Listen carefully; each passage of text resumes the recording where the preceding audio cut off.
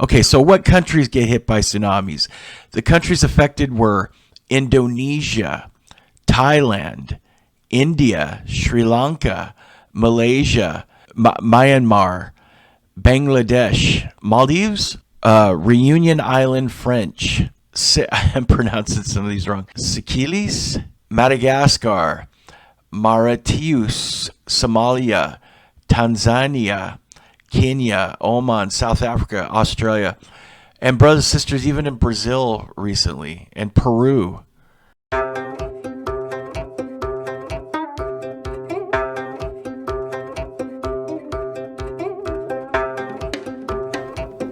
Okay, brothers and sisters, welcome back to the last dispensation. You're living in it. I'm your host, Troy. We're going to discuss floods. Not just floods, but let's see here. Different types of floods and where they occur. There are coastal floods. There are river floods. There are flash floods.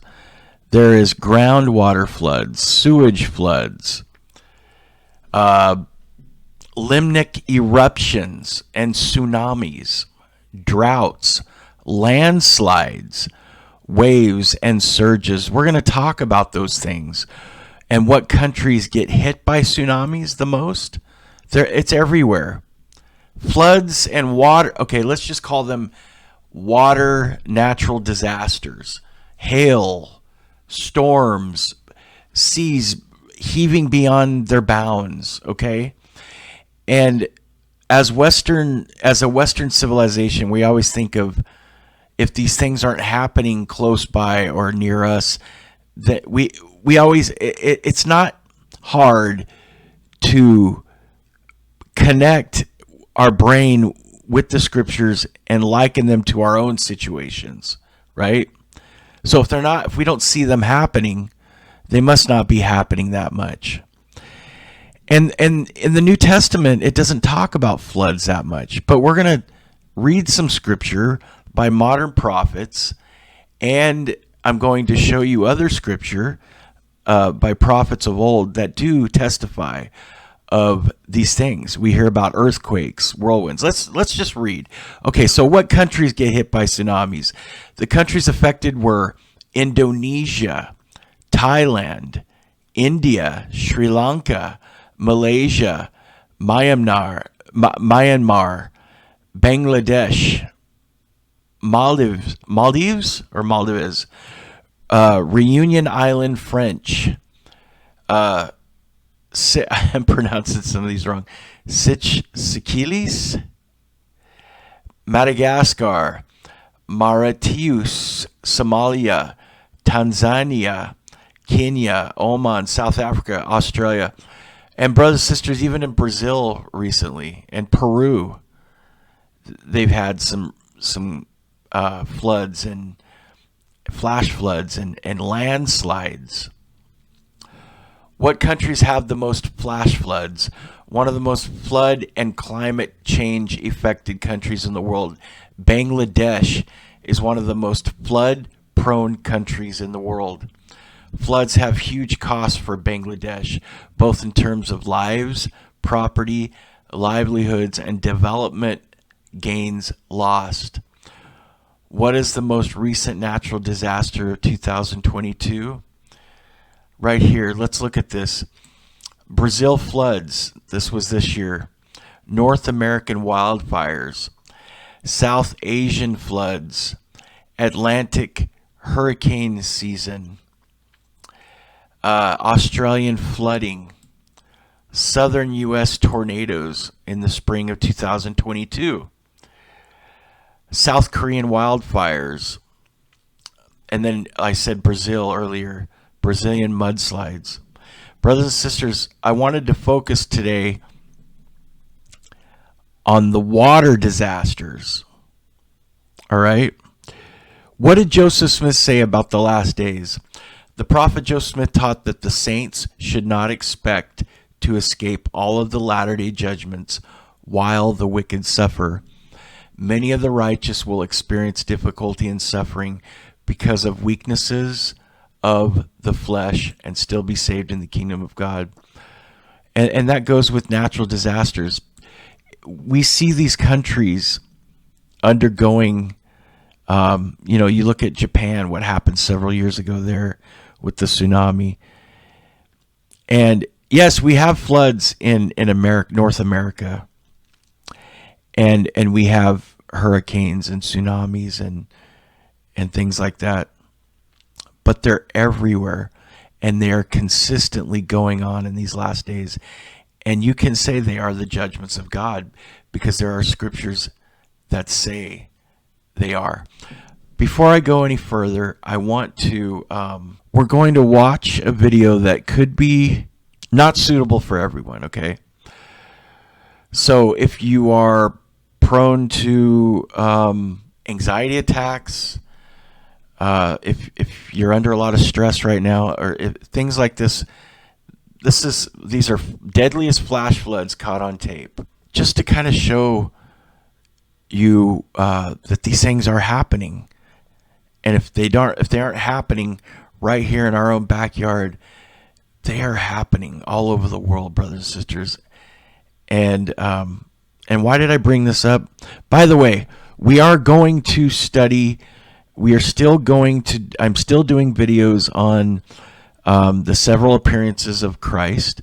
I'm just kind of spreading them out. I just did an interview with Palmer on the third temple and the appearance of Christ there. And we're going to talk about that in a couple of days. I'll be putting that out maybe tomorrow. And I've got a really cool interview tonight with an interesting guest who is not a member of the church but studies many different religions. So we're actually going to be talking to him about critical thinking. Okay, so here we go. If now is the time to not watch this if you get stressed out really easily by watching footage of people undergoing natural disasters. Here we go. We will be watching this, and I will be stopping it periodically to read scripture or comment.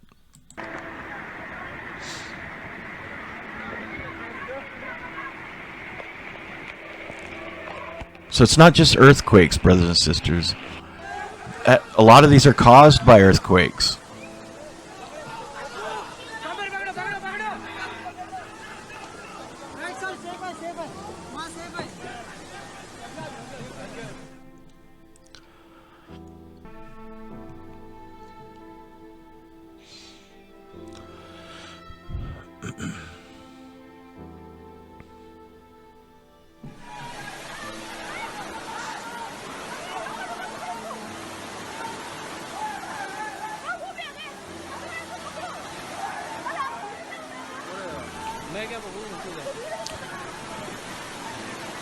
Do you ever think about what would you do in this situation?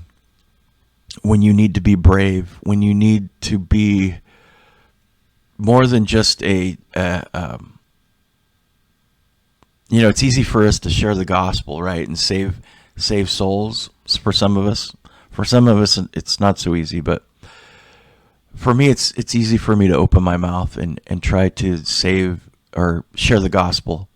In a sense, that's saving someone's eternal life, right? If they accept it. Am I prepared to do things like this? Are we prepared for the calamities that are coming our way? These things are happening now. Saints are undergoing this in different countries. And they have to be as prepared as they possibly can for things like this.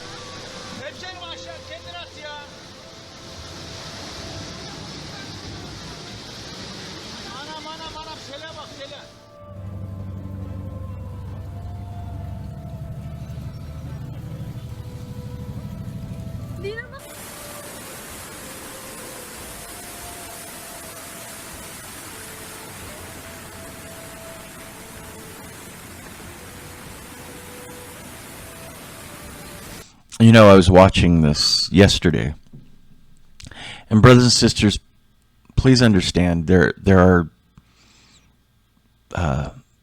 This is showing casualties somewhat, and I understand that, and please don't be offended. And if you are offended, don't watch anymore. Okay. I am trying to make a point here. But when I was watching this yesterday, I was watching this guy cross the bridge, and I'm like, why is he doing this? Why are these people still in their cars? Why aren't these people preparing? Because a lot of them don't have some of them don't have televisions or radios, or, I mean, most people do in the world now, but are they getting notified? Or is it that maybe it's just very important for them to get home? This guy needs to get home. They need to get to their destination. They have families that maybe they're separated from. So you think about those things, and, you know, what would we do? Would we be thinking clearly ourselves? Would we be relying upon our Heavenly Father? Are some of these people praying to God? I bet you most of them are praying to who they believe is God.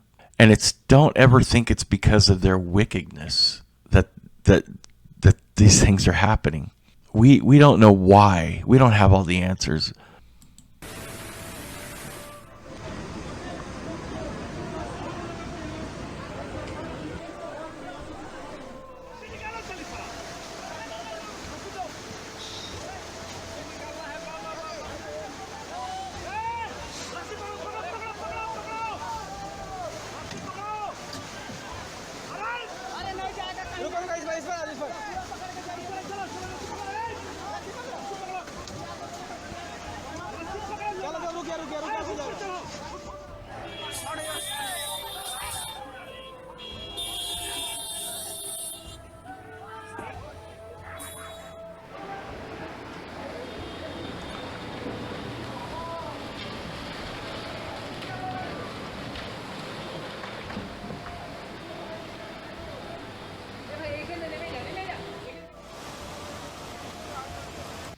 All right, let me read a little bit here.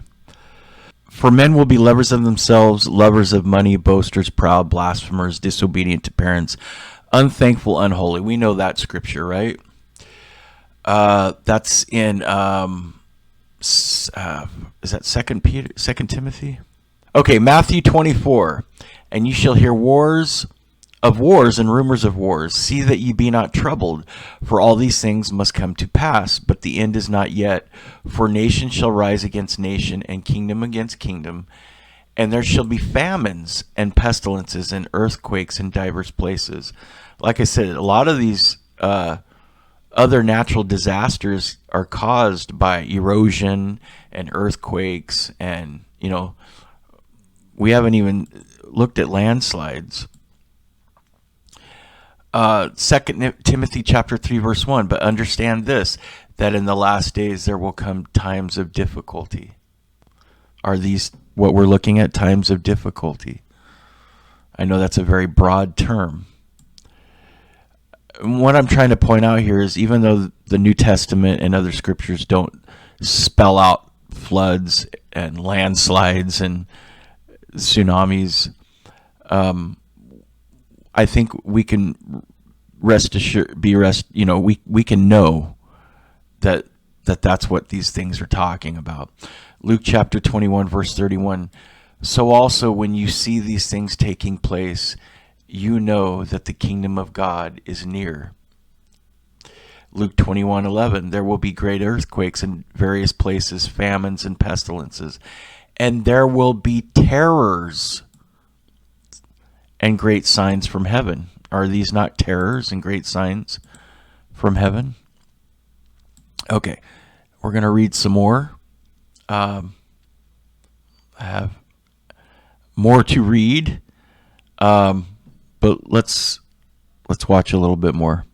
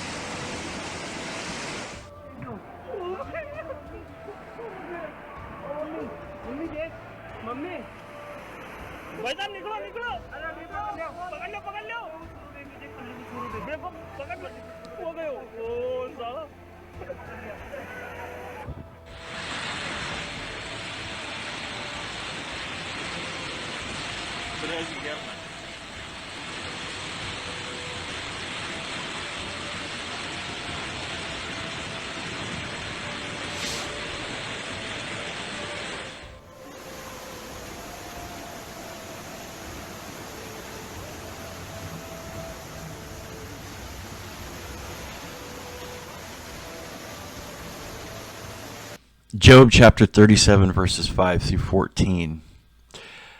God thundereth marvelously with his voice. Great things doth he, which we cannot comprehend. We can't comprehend these floods. We can't comprehend these natural disasters. We don't know exactly why these people have to suffer, or when we have to suffer anything in life. For he saith to the snow, Be thou on the earth.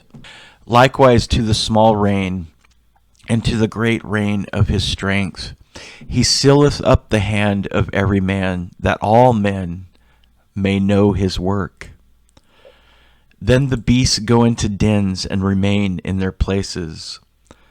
Out of the south cometh the whirlwind, and cold out of the north. By the breath of God frost is given, and the breadth of waters is straitened. Also by watering he wearieth the thick cloud, he scattereth his bright cloud.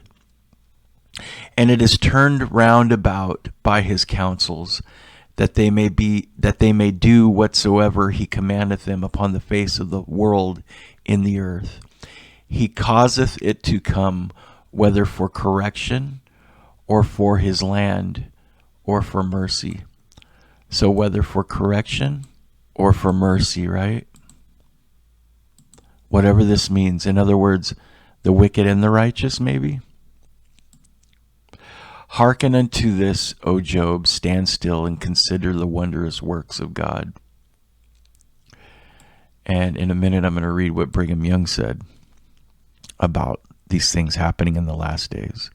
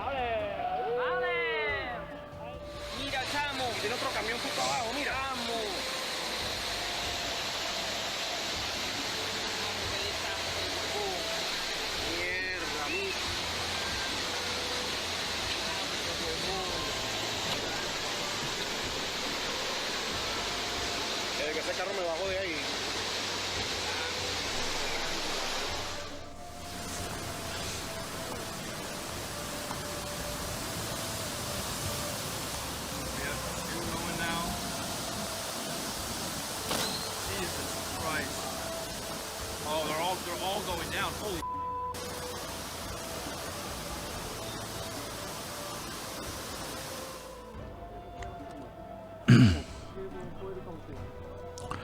Brothers and sisters, I hope I'm not offending anyone. And please don't watch if you're offended. We're all big kids here, right? I'm thinking that we've all seen things like this before. So these are floods. There's also landslides.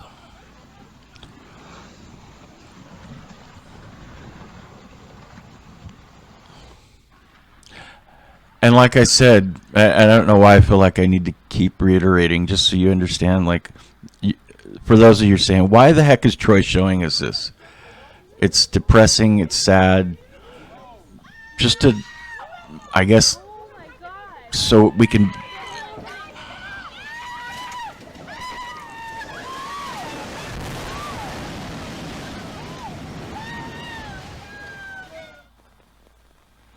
I don't think anybody was in their cars during that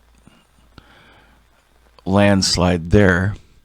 But just to show us that these things happen. These things are going on constantly all over the world. Anyway, enough. Brigham Young stated, "Do you think there is calamity abroad now among the people? All we have yet heard and all we have experienced is scarcely a preface to the sermon that is going to be preached." I think he's speaking about God preaching his sermon through nature. When the testimony of the elders ceases to be given, and I believe we're almost there, and the Lord says to them, "Come home, I will now preach my own sermons to the nations of the earth. All you now know can scarcely be called a preface to the sermon that will be preached with fire and sword and tempests and earthquakes, hail, rain, thunders and lightnings, and fearful destruction. What matters the destruction of a few railway cars? You will hear of magnificent cities, now idolized by the people, sinking in the earth, entombing the inhabitants. The sea will heave itself beyond its bounds, engulfing mighty cities. Famine will spread over the nations, and nation will rise up against nation, kingdom against kingdom, and states against states. In our own country and in foreign lands." In our own country and in foreign lands. Okay? This was when the church was in America only, basically. And they will, and in England and parts of Europe. And they will destroy each other, caring not for the blood and lives of their neighbors, of their families, or for their own lives. They will be like the Jaredites who preceded the Nephites upon this continent, and will destroy each other to the last man through the anger that the devil will place in their hearts, because they have rejected the words of life and are given over to Satan to do whatever he listeth to do with them. You may think that the little you hear of now is grievous, yet the faithful of God's people will see days that will cause them to close their eyes because of the sorrow that will come upon the wicked nations. The hearts of the faithful will be filled with pain and anguish for them. Isaiah chapter 30, verse 30, "And the Lord shall cause his glorious voice to be heard, and shall shew the lightning down of his arm, with the indignation of his anger, and with the flame of devouring fire, with scattering and tempests and hailstones." With scattering and tempests and hailstones. And I am not implying in no way that these people that these things are happening to are wicked. Because remember, what did Joseph Smith say? The saints should not expect to escape all the latter-day judgments while the wicked suffer. Many of the righteous, and when he says righteous, I don't think he's just talking about saints. He's talking about good people all over the world. Those things that we just watched are happening to good people. Will experience difficulty and suffering because of the weaknesses of the flesh and still be saved in the kingdom of God. "And the Lord shall cause his glory," we already read that. Isaiah 29:6, you will be visited by the Lord of hosts with thunder and with earthquake and great noise, with whirlwind and tempest and the flame of a devouring fire.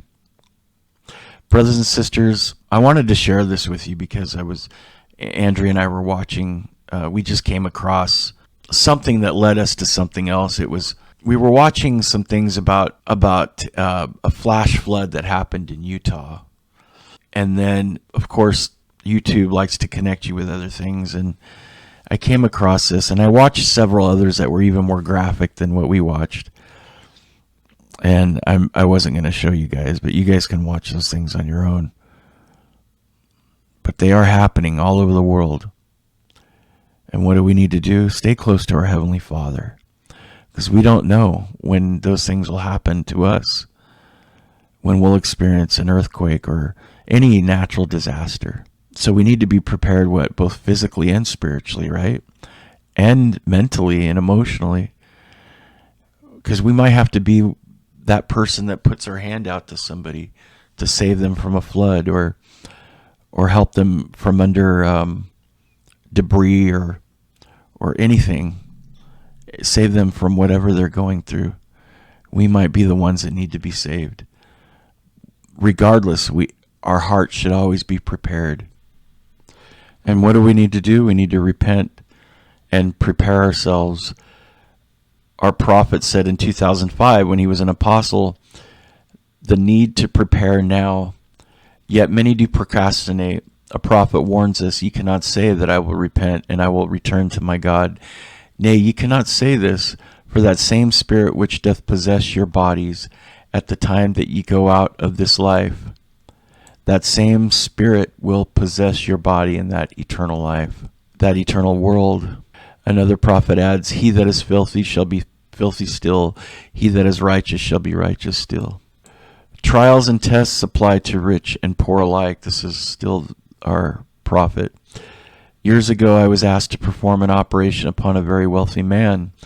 A surgical biopsy confirmed that he had an advanced cancer that had spread throughout his body. As I reported this news, his immediate response was to rely upon his wealth. He would go anywhere or do anything to treat his condition. He thought he could buy his way back to health, but he soon passed away. Someone asked, how much wealth did he leave? The answer, of course, was all of it. And then the prophet goes on to say, his priorities were set upon the things of the world. His ladder of success had been leaning against the wrong wall. I think of him when I read the scripture, behold, your days of probation are past. You have procrastinated the day of your salvation until it is too late. Brothers and sisters, let us not procrastinate the day of our repentance. Let us come unto Christ. I hope once again that I didn't offend anyone. I'm not going to say it again. If I did, maybe you shouldn't have watched it because I warned you at the beginning. Anyway, let us all come to Christ and prepare ourselves temporally, spiritually, mentally, and physically. I have a lot of work to do myself. Trust me. And that's it.